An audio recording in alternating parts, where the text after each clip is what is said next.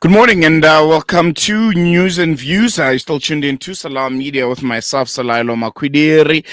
It's a beautiful Thursday morning here in Johannesburg, and we want to engage with you. It doesn't matter where you are. If you want to be part of this conversation, you want to chat to us, you can do that by giving us a call. Our studio line is 011-680-0355, or you can send us a WhatsApp on 061-766-0355. Otherwise, you can engage with us on our various social media networks. We're also broadcasting all of these interviews on those platforms, particularly on YouTube. You can find us there. Just search at Salam Media. And if you want to engage with us also on social media, you can head out to X. Our handle there is at Salam Media, and you can use the hashtag news and views. That's the hashtag of the show, and you can tell us about whatever's on your mind. If there's anything that you'd like us to touch, any topic that you're interested in, and you feel like we can, discuss and unpack on the show, and we'll gladly do that. We'll definitely engage with you because this is your show. This is a show that we want to engage and make sure that we make some impactful change in the world. And speaking of impactful change, we'll be delving into the vibrant world of Cape Town's Bo-Kaap region, a community bursting with history, culture, and resilience. And joining us in a bit is Yasser Booley, an 8th-generation Bo-Kaap born photographer whose solo exhibition, The Guest Bo-Kaap Barakah, opens on December the 5th. Yasser's work, spanning over 2 decades, captures the innocence of childhood, the beauty of Cape Malay traditions, and the challenges of gentrification threatening the soul of this historic neighborhood. Through his heartfelt photography, Yasser hopes to bring the story of Bo-Kaap to life, celebrating its barakah or blessings, while sparking critical conversations about cultural preservation and community identity. Let's explore his journey and also his vision for Bo-Kaap. Is joining us via our streaming platform. Yasser, salamu alaikum. Thank you so much for joining us. Welcome to Salam Media. Really appreciate you giving us your time this morning. Well, walaikum salam. Thank you for having me. It's wonderful to be here. I really appreciate you having me on your show. I think the pleasure is all ours. I think first and foremost, we can start off with a bit of background and inspiration of your exhibition. Tell us a bit about growing up in the Bo-Kaap and how it shaped your identity as a photographer. But not only that, but just how generally you see the world and how you interacted with it. I think that's a fantastic question, and it's something that's underrated with regards to the general perception of the Bo-Kaap. Growing up in the Bo-Kaap is obviously a predominantly Muslim area with all the mosques that we have around here. We've got 9 mosques in the area. And then also the fact that we've got the Tanabara, which is the first Muslim cemetery in South Africa, with where we have several luminaries of the Ummah, beloved Rasul Sallam, were buried there. And it's just above where I'm actually at the moment. It's about 150 meters from here. Where I grew up, I would go to the balcony by the kitchen and look across the Bo-Kaap, and I'd see the Tanabaru, and I'd see the graves of the Awliya. I was very fortunate to grow up in a family who had this tremendous love of the Quran, love of Allah, and love of His Rasul Sallallahu Alaihi Wasallam. Which is also another thing which is incredible, that our Thursday night, our khaddats, our dhikrs, is something that's been preserved here. So the love of Allah and the love of His Rasul has been preserved here. So growing up in the Bo-Kaap, everything was imbued with this kind of overarching theme, let's say. Then on top of that, going to school in the Bo-Kaap, being part of the Scouts and playing cricket, it really meant that also going to slumsa school or Muslim school also meant that it was a real community, and everyone knew everyone. We Mm. went to the same school together. There were all these zones where we engaged with each other, and there were all these spaces that kind of anchored, our geography to this place. Um, Another thing is that Cape Town has always been a cosmopolitan port city, and I think having traveled quite a bit, very rare in the sense that it's very rare to find in a country that's not Muslim, where there isn't Sharia law, to come to one of the capitals and you find all these mosques and you can hear the call to prayer, you can hear the adhan, 230 years later, 5 times a day. And so growing up with the sound of the adhan is something that can't be overstated. Mm. Um, and also that means that Bo-Kaap and the people of Bo-Kaap and her descendants have been world facing, for the last 300 years. And this is from the time that Islam was banned until the ban was lifted. And also having a sense, that again in the Bo-Kaap, is where you found all the artisans, the stone workers, the leather workers, the woodworkers, the builders, the carpenters. And so, very literally, the people of the Buka built the city. And in Mm. a lot of instances, also the towns and the villages that time around the city, were built by the artisans. And so, to have a community where you have a nexus of all these things, which in a way has shaped the national identity of the country, because the colony started at the Cape. Um, Mm. you also have the somewhat contested, I well, by some people, not myself, um, this rich history where literally the first written Afrikaans comes from the Bo-Kaap, and the Afrikaans is written um, phonetically in Arabic, which was the lingua franca, of the political exiles and the slaves that came from Indochine, from the the Dutch colonies at the time. So it's the area itself and the people from the area has made quite a weighty contribution, and I was fortunate in the sense that I still had a taste of some of the oral history through my grandmother that was passed down to me to give me a sense of what one's lineage is and what the kind of precursors to our culture was, you and as far as inspiration for this exhibition, it speaks to our ancestors having endured political exile, slavery, colonization, and apartheid, and somehow they've been able to existentially leave us at least for me in my childhood, a social cultural environment, where the dean was still something that was foremost, um, is really incredible. Um, Mm. so the exhibition, I mean, interestingly enough, while I was listening to the show earlier on, your previous speaker spoke about the fact that it takes a village to raise a child, and that also now touches somewhat on the photo exhibition, which are images from, let's say, about 20 years ago, and the little boy in the photograph, I photographed him when he was 10 years old. I followed him to his home, to the Muslim school in the Bo-Kaap, Scottish School of Primary, and then to his Umi, or his grandmother's house in the Bakshap flats, and then to Madrasa, down Payne Street into Dorp Street.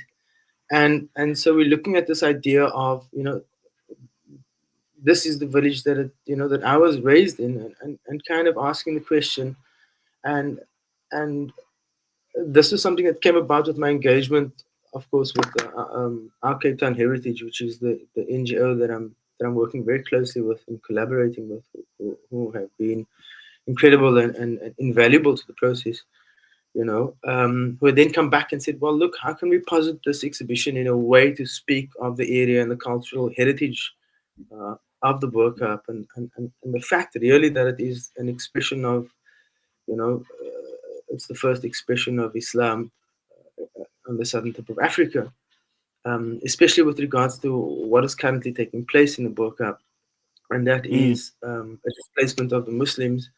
Um, and I'm saying that in an existential, in an existential way, that we have less Muslims living here now than we did 2 years ago, than we did 5 years ago, and that's because houses are being sold at ridiculous prices. mm, mm. Um, Sorry to interject. I wanna jump a bit on that because as I'm reading a bit about the exhibition, there's a lot of themes to it. There's the Baraka element of it. There's also addressing the effects of gentrification on the Bo-Kaap, region to it, and also there's this element of trying to showcase almost the joy and traditions of childhood within the Bo-Kaap. How do you go about balancing all these contrasting themes so that they combine and there's one message that's spread within the exhibition itself, if I can put it that way? that's a very good question. I mean, I think essentially, the fact that we all had a childhood is something that speaks to everyone. So specifically with this work, it speaks to people who come from community, who can recognize, the various elements of, let's say, going to a madrasa, going to school, walking through the community, walking with your friends.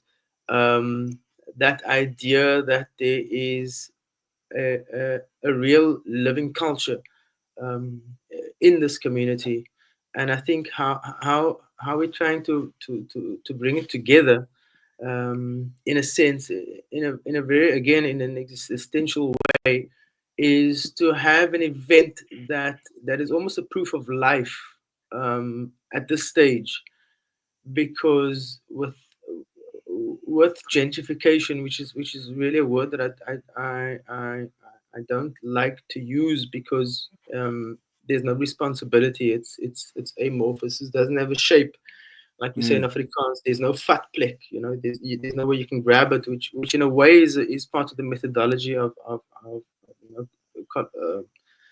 colonization and you know uh, rapacious capitalism.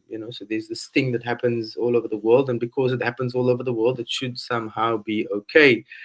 um, so so what this is to create a touch point within the city of Cape Town, um, where we are uh, uh, allowing those memories to re-emerge, um, so that it becomes known that the Bo-Kaap, for example, is not just the place of colorful houses, and nor is it just prime real estate, which it certainly is.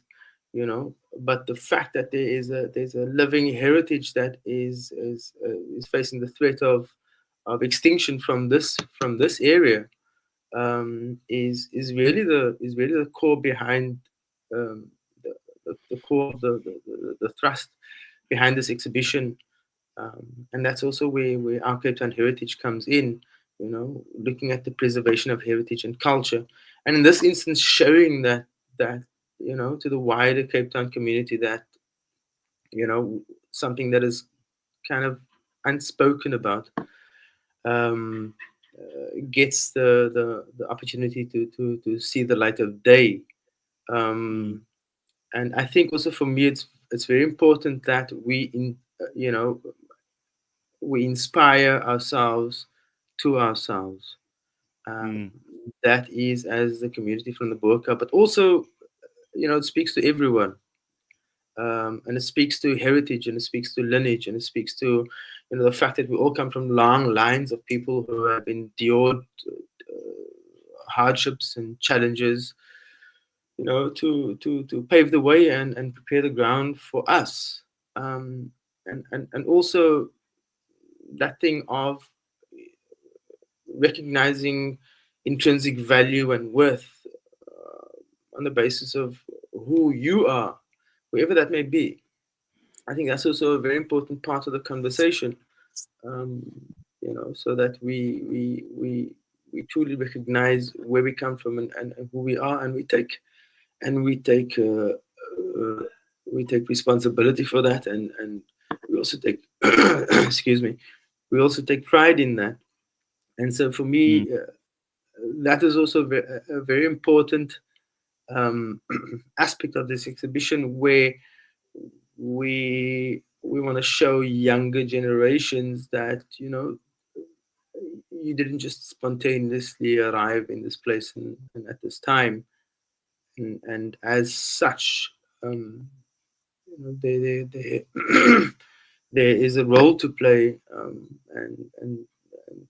this is in a way a call towards ourselves, because mm, the hierarchy of the values of our ancestors, who has established this groundwork for us, and the hierarchy of values that we find amongst our community today is not the same. And so, in a real way, it's also a reminder, you know. Well, mm, I hope it would be. as a person of color, as a black person existing in South Africa and knowing and understanding the kind of history that we have, I've always struggled watching creatives portray and give out really personal aspects of their lives and having them be exhibitioned in a way. It feels almost so private to me when I hear my people singing their songs which have such deeper personal meaning, whether it's ancestral or it stems from the struggle, and you have people watching and listening to them just for the sake of entertainment, for entertainment value, without understanding just how personal and just how deeply rooted to who we ultimately are today, and the pain that most of it came with. I struggled with that. Is that something that you struggled with, having something so personal to you, a place that you love, and then exhibiting it, and not really understanding that maybe those that might come to watch the exhibition truly understand where it comes from, what it means to you, and it's just not for a pastime, for entertainment's sake. I'm not sure if I'm making sense. You know what I No, mean? no, no, I understand. I mean, in the context of art generally, there is kind of a consumer aspect to it. There's definitely a consumer aspect to it, and um, I think regardless of what the practice is, you're always going to find people that resonate on different levels. Now, one of the things that I can speak of from experience is that whilst working with photography, because it's such a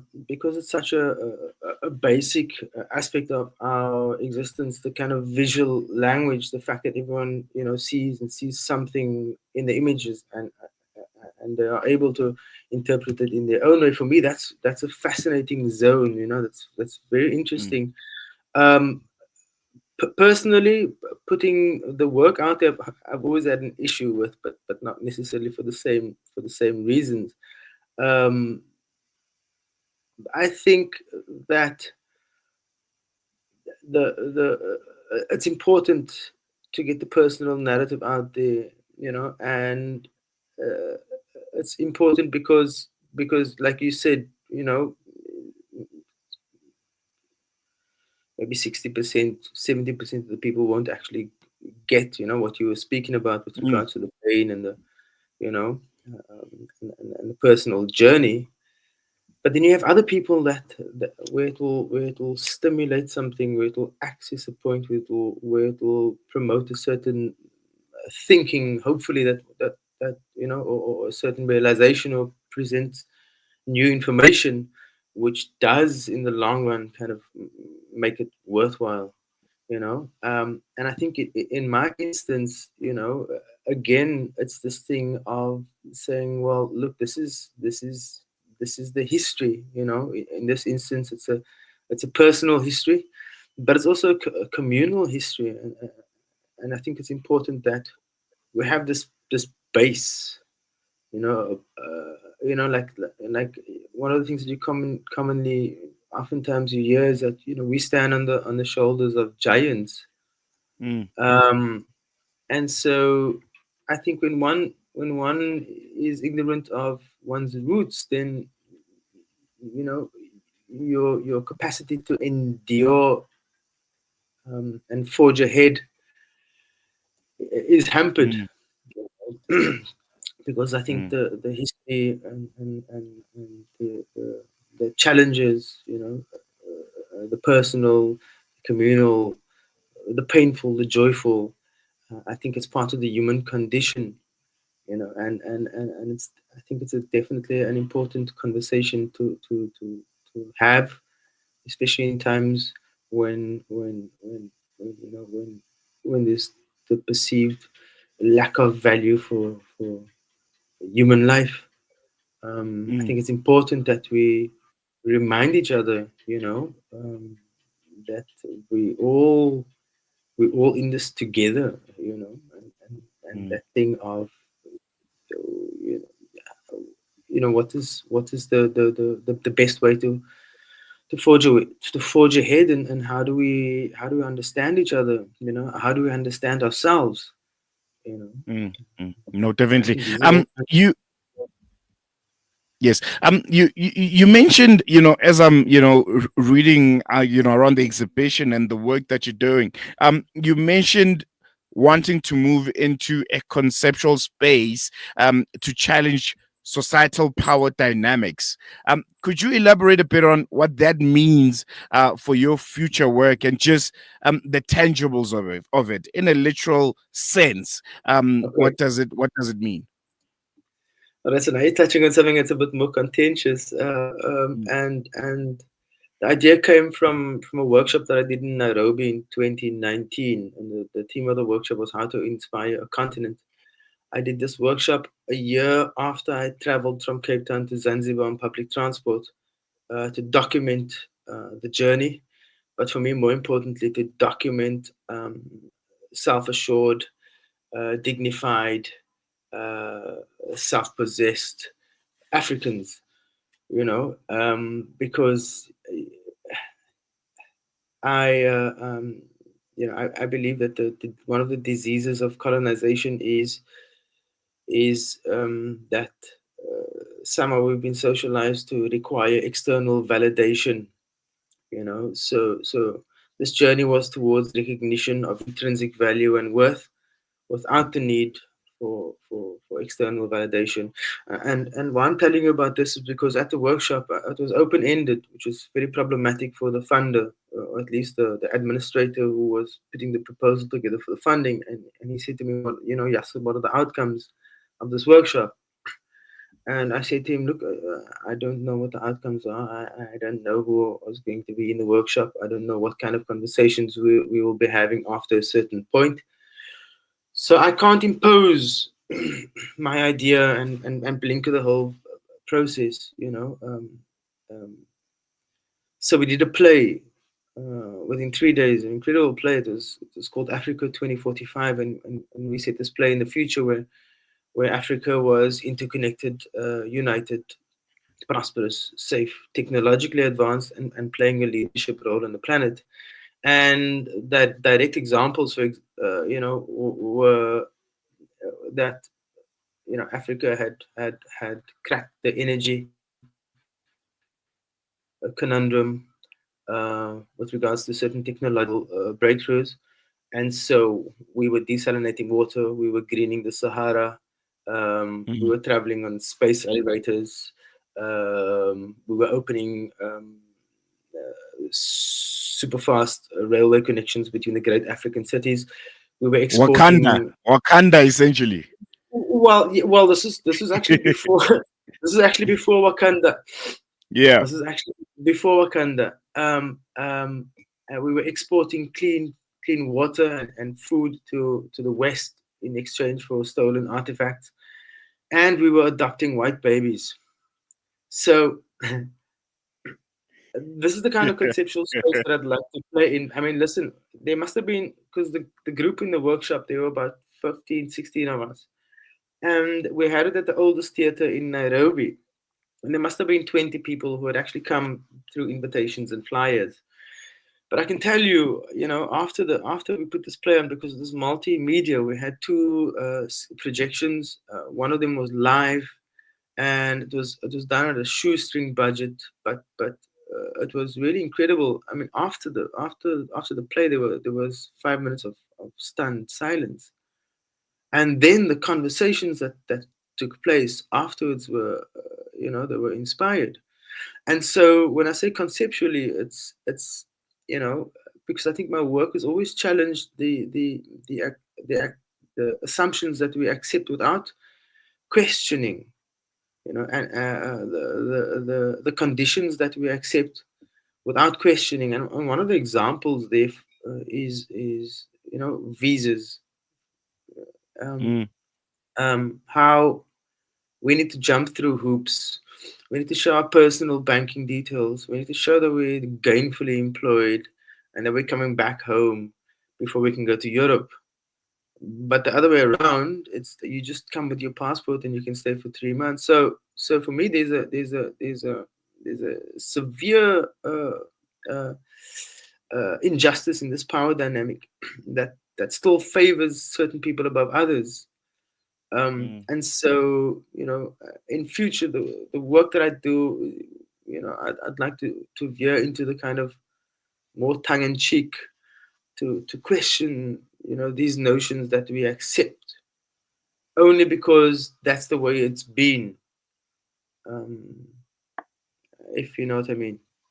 No, definitely. And just in closing, details on the exhibition. When is it happening? Where is it happening? And if there are contact details, how can people get hold of you?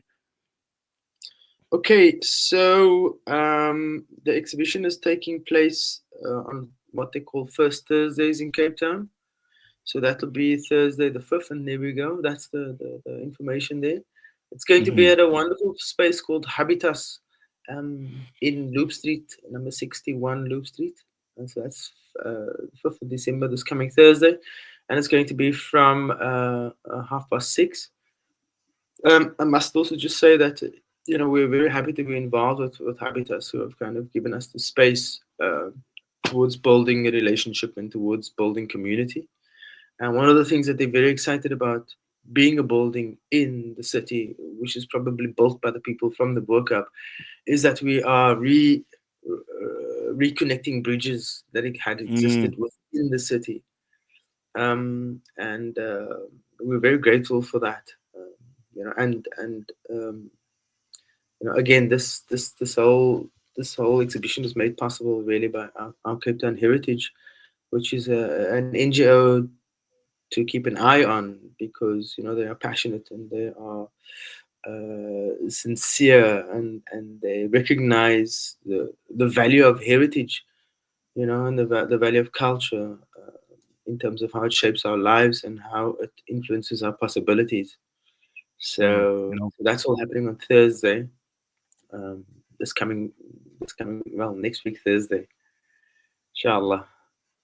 I mean, we're going to leave on that note. You see, unfortunately, we have run out of time. Thoroughly enjoyed the conversation, and wish you all the best in your exhibition. If I was in Cape Town, I'd definitely be making my way. But unfortunately, we are the other side of the country. But yeah, Jazakallah so much for giving us your time. Thoroughly enjoyed the conversation, and good luck. Thank you very much. And who's to say, maybe we can bring the exhibition up to Johannesburg. Inshallah, inshallah. Take care. Thank you very much. Assalamu alaikum. Walaikum salam. There you have it. That was Yasser Booley, Bo-Kaap photographer. And yeah, it's going to be an interesting one. If you're out in Cape Town, please make your way. And it's going to be a really wonderful one. I think you can just tell by the themes that he's trying to unpack in this exhibition that is going to be so multifaceted, and very, very interesting for all the art lovers out in Cape Town. We're going to take a quick break. When we come back, News and Views continues after this. We are here in the middle of a Zahra neighborhood. The whole neighborhood is already destroyed. More than 17 towers are down.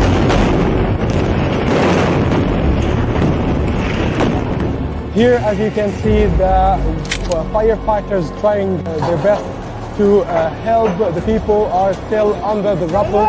A lot of the people.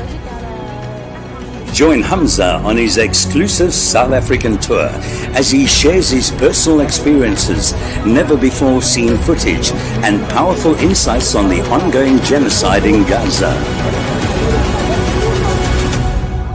This is more than just a talk. It's an invitation to witness Gaza through the lens of Hamza Sha'alan. Don't miss this opportunity to meet the photojournalist who brought Gaza's pain and perseverance to the world in its darkest moments. Follow Salam Media on social media pages for more on this tour and be part of the conversation.